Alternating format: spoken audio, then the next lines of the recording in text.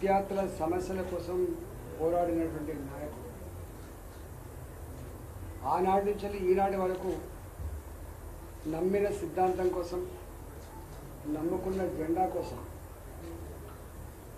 నమ్ముకున్న ప్రజల కోసం నిరంతరంగా పార్టీలో కావచ్చు, ప్రజలకు నాయకత్వం వహించే విషయంలో కావచ్చు, దాదాపు నాకు తెలిసి 40 ఏళ్ళు గడిచిపోవచ్చు ఈ ఉద్యమంలో.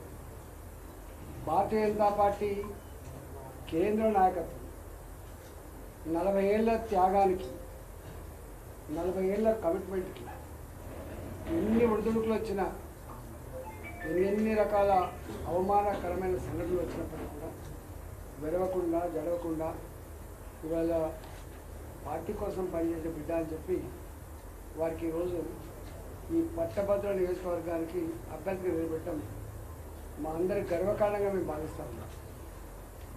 మా దాంట్లో సీనియర్ మోస్ట్ నాయకులు కాబట్టి తెలంగాణలో ఉన్నటువంటి యావత్ యంత్రాంగం అంతా కూడా పార్లమెంట్ సభ్యులు కావచ్చు, ఎమ్మెల్యేలు కావచ్చు, ఎమ్మెల్సీలు కావచ్చు, ఇవాళ మేము పోటీ చేసినటువంటి ఎంపీ అభ్యర్థులు కావచ్చు, మొత్తం సీనియర్ నాయకులందరూ 34 నియోజకవర్గాలకు 34 మంది ఇన్ఛార్జిగా ఉండి రేవంత్ రెడ్డి గారిని గెలిపించుకోవడం కోసం ఈ 9-10 రోజులు నిరంతరంగా పనిచేయడం కోసం మేము అందరం వచ్చాము.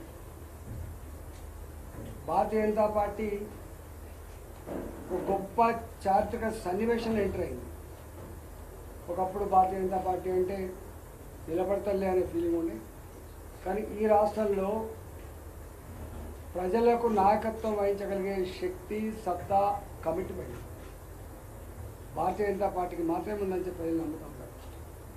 దానికి కారణం 10 సంవత్సరాల నరేంద్ర మోడీ గారి పరిపాలనలో మొట్టమొదటిగా ఎన్నడూ రాజకీయాల పట్ల ఇష్టం లేని వర్గాలు, రాజకీయ నాయకుల పట్ల, రాజకీయాల పట్ల ఇష్టం లేనటువంటి సెక్షన్స్ అన్నీ కూడా మోడీ గారు ప్రధానమంత్రి అయిన తర్వాత ఇవాళ ఎక్కడో కాడ మనం ఎన్నికల్లో పాల్గొనాలి, మనం కూడా ఓటు వేయాలి, మోడీ గారికి బలాన్ని చేకూర్చాలనేటువంటి సంకల్పం ఉంది.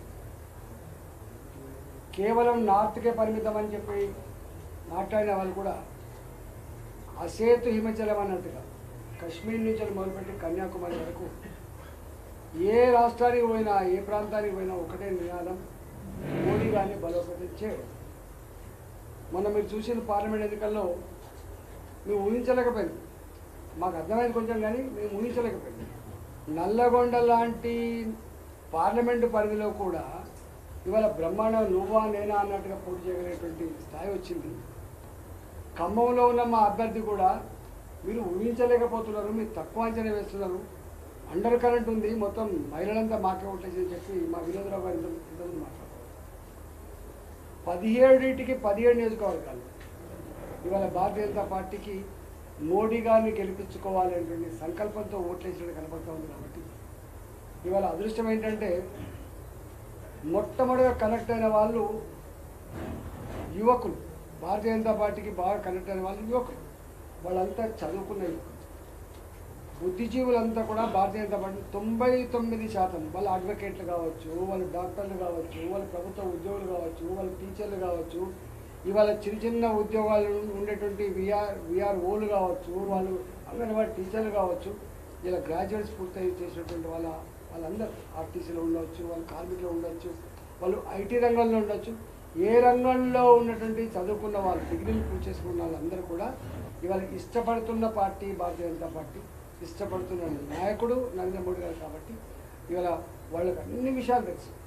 ఒకప్పుడు ఏం జరుగుతుందో తెలియని పరిస్థితి ఉండే, క్షణాల మీద మా పట్టభద్రుల దగ్గర సెల్ ఫోన్లలో దేశంలో ఏం జరుగుతూ ఉంది, ప్రపంచంలో ఏం జరుగుతూ ఉంది అవన్నీ చూస్తూ ఉన్నారు. కాబట్టి పట్టభద్రులకు మేము మళ్ళీ ఏదో చెప్పాలంటే అక్కడ లేకుండానే ఒక్కటైతే సత్యం ఏంటంటే నరేంద్ర మోడీ గారి ఏలుబడిలో, నరేంద్ర మోడీ గారి నాయకత్వంలో ఈ దేశం ఇంతకుముందు మా వెంకటేష్ గారు చెప్పినట్టుగా ఆర్థికంగా మాత్రమే ఎదగడం కాదు, ఇలా ఆత్మగౌరవ పరంగా కూడా ప్రపంచ చిత్రపటం మీద భారత ఔన్నత్యాన్ని, భారత గౌరవాన్ని సమున్నతంగా